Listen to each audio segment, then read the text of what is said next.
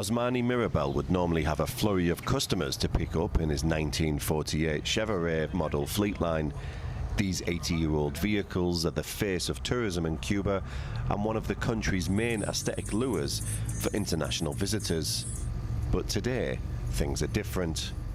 The situation at the moment is very, very difficult. There's no tourism, no work, a lot of inflation, electricity problems, fuel problems.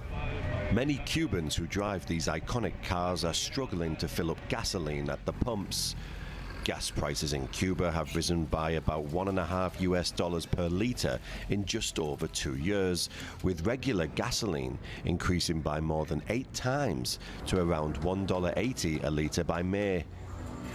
Pavel Rodriguez is a civil engineer by trade, but today he is also a taxi driver who has invested in an electric 3-wheel tricycle which is solar powered.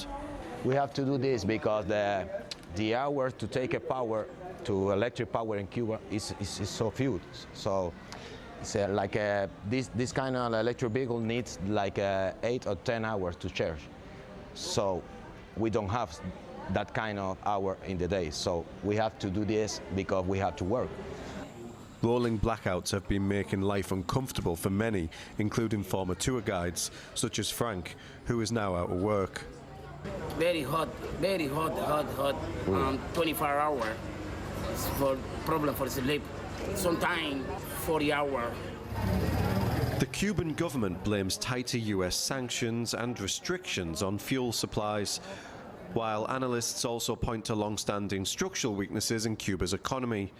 Official data shows that the international arrivals dropped by over 50% between January and April 2026, compared with the same period last year.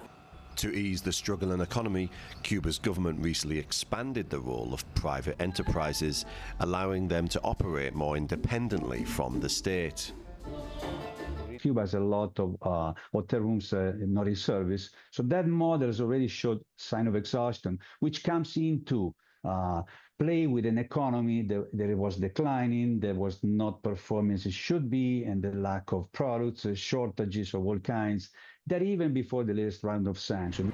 Cuba is no stranger to economic pressure or hardship, but the situation right now feels desperate. Whatever happens next, change in the circumstances need to happen to give the Cuban people a better life, and they're desperate for sunlight at the end of the tunnel. Tommy Walker, TRT World, Havana, Cuba.